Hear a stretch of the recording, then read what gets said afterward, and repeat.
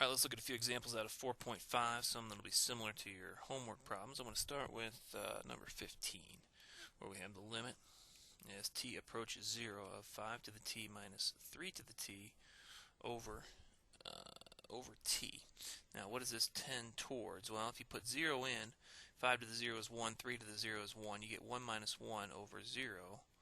So this thing heads towards 0 over 0. This is an indeterminate form of the type that we can use L'Hopital's rule. So let's go ahead and do that. We have the limit as t approaches 0 of 5 to the t minus 3 to the t divided by t. That's equal to, by L'Hopital's rule, the limit as t approaches 0 of, let's see, what was the derivative of 5 to the t? Well, remember, it's 5 to the t times the natural log of 5. The derivative of 3 to the t is 3 to the t times the natural log of 3. And the derivative of the denominator, t, is 1. So now what happens here? Well, we get, this is equal to then, I think we can evaluate this limit. 5 to the 0 is 1 times the natural log of 5, because this function here is defined at 0, minus 3 to the 0, which is 1, times the natural log of 3, all divided by 1. And so we end up with the natural log of 5 minus the natural log of 3 as the answer. That is the limit of that function. So we got a finite number. Let's try number 19. Keep doing that. Number 19, where we have the limit, in this case as x approaches infinity. X approaches infinity of x divided by the natural log of 1 plus 2e to the x. Natural log of 1 plus 2e to the x. Now, what is this tending towards? Well, x goes to infinity. The numerator is obviously going to infinity. Well, as x goes to infinity in the denominator, e to a very big power gets very big. 2 times that is very big. 1 plus that is very big. And the natural log of a very big number is very big. So that goes to infinity as well. So we can use L'Hopital's rule. So the limit as x goes to infinity of x divided by the natural log of 1 plus 2e to the x is equal to, by L'Hopital's rule, the limit as x goes to infinity of the derivative of the numerator, which is 1, over the derivative of the denominator. Well, we got the derivative of the natural log is 1 over the same thing, so 1 over 1 plus 2e to the x times the derivative of what's inside. The derivative of 1 is 0, the derivative of 2e to the x is 2e to the x. So we have, then this is the limit as x goes to infinity of 1 over 2e to the x over 1 plus 2e to the x. Well, what does this tend towards? This is actually the limit as x goes to infinity. If I flip that denominator up, the reciprocal, I get 1 plus 2e to the x over 2e to the x. And this, again, heads towards infinity over infinity. So I have another indeterminate form here. E to the x goes to infinity. So this is equal to, then, by L'Hopital's rule, the limit as x goes to infinity. The derivative of the numerator is, let's see, derivative of 1 is 0, so we just have 2e to the x divided by the derivative of the denominator, which is the same thing, 2e to the x. E stands for easy. Well, that's the limit as x goes to infinity of, these are the same thing, they reduce to 1 over 1. So the limit as x goes to infinity of 1, or just 1. So it turns out that as x heads towards infinity, this function heads towards 1. Alright, let's try a couple more here. Let's look at number 37, where we have the limit as x approaches 0 of 1 minus 2x to the power of 1 over x. Now, what does this head towards? As x goes to 0, inside the parentheses, you get 1 minus 0, which is 1. But as 1 over x, as x heads towards 0 here, this heads towards infinity. So we have this indeterminate form of 1 to the infinity. Alright, so we want to put that in a form of L'Hopital's rule. But do it by taking the natural log here. We have y is equal to 1 minus 2x to the 1 over x. That tells us then that if we take the natural log of both sides, the natural log of our function is 1 over x times the natural log of 1 minus 2x. Alright, so what we're going to end up doing then is we're going to take the limit of the natural log of y. And what does that give us then? So we're going to take the limit again as x approaches 0 of the natural log of y, the natural log of our function. So that's the limit as x approaches 0 of this function right here, which is what? It's the natural log of 1 minus 2x divided by x. Alright, so we're taking the limit of the log of the function. We'll have to convert it back then when we're done. But let's keep going here. What does this head towards? Well, as x goes to 0, our denominator heads to 0. As x heads towards 0, the numerator, we have, let's see, 2 times 0 is 0. 1 minus 0 is 1. The natural log of 1 is 0, so this heads towards 0 as well. So now we have an indeterminate form. So this is equal to, then, by L'Hopital's rule, the limit as x approaches 0 of the derivative of the numerator, which is 1 over 1 minus 2x, times the derivative of what's inside, which is a negative 2, divided by the derivative of the denominator, which is 1. So this is the limit as x approaches 0 of negative 2 over 1 minus 2x. Now what does this equal? We can plug 0 into this and we get negative 2 divided by a positive 1, or negative 2. Okay, so we're not quite done. We've computed the limit of the natural log of y. We want the limit of actually y. So we've said that the limit as x approaches 0 of the natural log of y is equal to negative 2.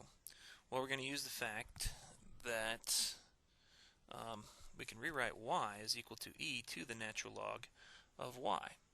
So the limit as x approaches 0 of y is going to be the limit as x approaches 0 of e to the natural log of y, which is equal to e to the, well, what's the natural log of y? The natural log of y is negative 2. So we get e to the negative, oh man, here we go, e to the negative 2 power as our, trying to get a highlighter here, there you go, as our solution, e to the negative 2. And what we did is, since we had an indeterminate form of this type of 1 to the infinity, anytime you have the exponential term, you can take the limit of the natural log of the function. That should be able to write it. You should be able to write that then as an indeterminate form of 0 over 0 or infinity over infinity, and then you can use L'Hopital's rule. And then you're just going to take e to that power if you get a finite, well, whatever you get for the limit, you take e to that power to get the limit of y, since you found the limit of the natural log of y. Alright, next example we want to look at then is, at least we'll get set up, number 42. Now 42, if you look at the graph of this thing, well, let's see, the function itself we want to look at is the limit as x approaches pi over 4. So the limit as x approaches pi over 4 of the tangent of x raised to the power of the tangent of 2x. Now the tangent of pi over 4, you'll recall, is 1. So what this heads towards is tangent of pi over 4, which is 1. Tangent of 2 times pi over 4, that's the tangent of pi over 2. Tangent heads towards infinity as we head towards pi over 2. Remember what the tangent function looks like. It repeats like this. Here's pi over 2, negative pi over 2. We actually have asymptotes here. And so, and here's pi over 4. 1. So there's the tangent of pi over 4 is 1. As we head towards pi over 2, the function heads towards infinity. So we have this indeterminate power form. Now, if you look at the graph of this thing, if we look at tangent of pi over tangent of x as x approaches pi over 4, let's see, pi over 4 is 1 point something. It's right in here, 0.3 maybe. So we do have a limit that looks like a limit exists. Let's go ahead and see if we can do it analytically. So we need to convert this. Let's do what we did before with logarithmic limits. We'll take the tangent y to be the tangent of x raised to the power of the tangent of 2x. And then the natural log of y then we can write as the tangent of 2x times the natural log of the tangent of x. And so this is equal then to the natural log of the tangent of x divided by, well, 1 over the tangent is a cotangent. So the cotangent of 2x. And now you're off and running. Let's take the limit as x approaches pi over 4 of the natural log of this function. So that's the natural log of the tangent of x over the cotangent of 2x. Now we're actually headed towards, since tangent of x is 1 at pi over 4, log of 1 is 0, cotangent of pi over 2 is 0. So we actually are heading towards 0 over 0 here. So we can use L'Hopital's rule. So this is equal then to, by L'Hopital's rule, the limit as x approaches pi over 4 of the derivative of the numerator, that's 1 over the tangent, times the derivative of the tangent, which is a secant squared, divided by the derivative of cotangent, which is negative cosecant squared of 2x, times the derivative of 2x, which is 2. Okay, so here you're looking at this limit now, and I think this is actually going to be defined. The secant of pi over 4, let's see, the cosine of pi over 4 is, well, let's see, let's remember what we have here. If we can evaluate this, the cosine of pi over 4 is square root of 2 over 2. So the secant of pi over 4 is 2 over square root of 2. And if we square that, then we get 4 over 2, or 2. And the tangent of pi over 4, remember, is 1. So this is just going to be 2 over 1 in the numerator. The cosecant of 2 times pi over 4, that's pi. So the cosecant, that's the reciprocal of sine. So the sine of pi over 2, so 2 times pi over 4 is pi over 2, is equal to 1. So the cosecant of pi over 2 is 1, the cosecant squared. So we just get negative 2 down here. So we end up with actually negative 1 for our limit. But remember that this was the limit of the log, so the limit as x approaches pi over 4 of y is equal to the limit as x approaches pi over 4 of e to the natural log of y, which is equal to the limit as x approaches pi over 4 of e to the, well, what's the natural log of y? As x approaches pi over 4, it's negative 1. So we get e to the negative 1. Well, let me say, how do I want to say that? Let's see, this is still the natural log of y here. Well, this is equal to e to the negative 1 power, or 1 over e. And 1 over e is about the value of the graph at that point. When x is equal to pi over 4, 1 over e somewhere in there. It's about 0.3679 at pi over 4. So somewhere in here about is what we're looking at. All right.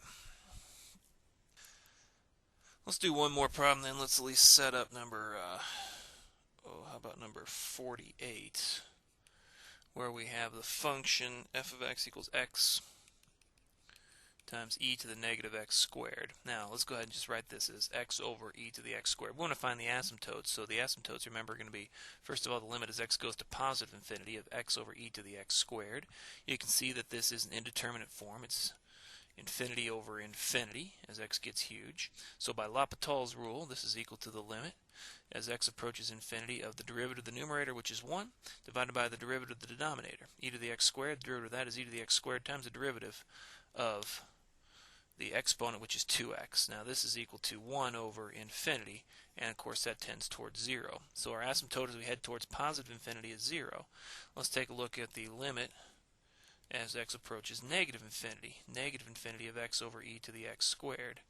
Well, here this is going to be, let's see, well, it's going to be the same thing, because we're going to have, well, we're going to have a negative infinity over, see, if x gets very big in the negative direction, we square that, it's getting big in the positive direction, and so e to that is going to be a very large number. Alright, so since that squared is down here, remember that as x goes to negative infinity, e to the x goes to 0, but since we're squaring that exponent, as x gets big, x squared, as x gets big in the negative direction, x squared gets big in the positive direction, and so e to that power gets big in the positive direction. So again, by L'Hopital's rule then, we can say this is the limit as x approaches negative infinity of 1 over e to the x squared times 2x. The derivatives, that's 1 over negative infinity, which heads towards 0. So the asymptotes are going to be 0 both ways. Okay, we also want to look then at our derivatives here. So f of x was x e to the negative x squared. F prime of x is first times the derivative of the second plus second times the derivative of the first. Let's go ahead and set this equal to 0 to find our critical points. So we have a negative 2x squared times e to the negative x squared plus e to the negative x squared equaling 0. If I factor e to the negative x squared out, which can't be 0, I'm left with negative 2x squared plus 1. So where does negative 2x squared plus 1 equal 0? These are our critical values. So where negative 2x squared is negative 1, where x squared is positive 1/2, x is plus or minus the square root of 1/2. So we have those two values. Let's go ahead and look at a table then. So we have negative square root of a half and positive square root of a half. Remember that f prime of x was equal to, let's put it in a simple form here, f prime of x, let's just use this form right here, e to the negative x squared times negative 2x squared plus 1. Okay, that is our derivative, right? Right. Now, if we try something in between these two things like 0, if we take f prime of 0, what do we get? We get e to the 0 times 0 plus 1. We get 1. So if our derivative down here is positive in this range, between our two critical values, that means our function is going to be going up. Let's try something bigger than the square root of 1/2, like 1. F prime of 1 is equal to e to the negative first times negative 2 plus 1. So that's 1 over e times negative 1, which is negative. So our derivative is negative here, which means we're going to be decreasing. The function will be decreasing. And let's look then at something less than negative square root of 1/2, like negative 1. F prime of negative 1 is e to the, well, it's negative negative 1 squared times negative 2 times negative 1 squared plus 1. So that's e to the negative 1 times negative 2 plus 1. Again, less than 0. So negative here, which is going to be decreasing here. So we kind of have an idea of what our function is going to look like now. It's going to have this shape to it. We're going to have a local min at negative square root of 1/2, a local max at positive square root of 1/2. We should get one inflection point. It should be somewhere between these 2 points. Let's see if we can find that inflection point by taking our second derivative. F prime of x, the first derivative, was e to the negative x squared times negative 2x squared plus 1.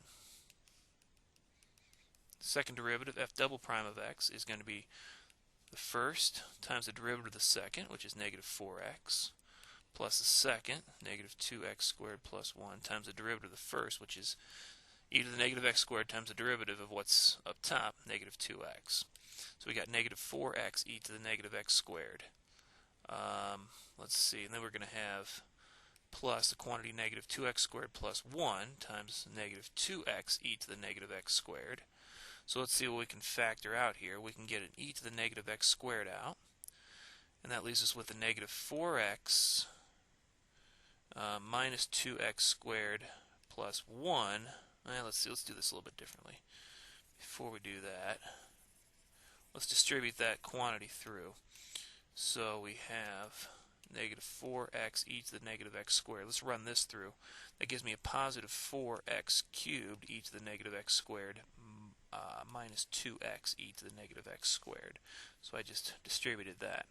Now what can we factor out? Well, we can get a 2x e to the negative x squared out. That leaves me with a negative 2 plus 2x squared and minus 1 here. When we factor that out, so if this is equal to 0, we have a couple possibilities. One is that x is equal to 0 from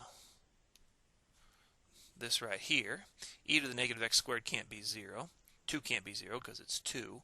The other possibility, however, is that negative 2 plus 2x squared minus 1 is 0. That would mean that 2x squared is equal to 3, looks like. And so x squared is 3/2, so x is plus or minus the square root of 3/2. So a couple more inflection points there. Let's go ahead and graph it and see if we can see everything that we've said we should be able to see. Okay, so here's the graph. X times e to the negative x squared. You can see the asymptotes as we head off towards positive infinity and negative infinity. The function tends towards 0. That's what we found using L'Hopital's rule right off the bat, way back here. Let's see, where's that problem? Yeah, as we head towards positive infinity, the function heads towards 0, and as we head towards negative infinity, the function heads towards 0.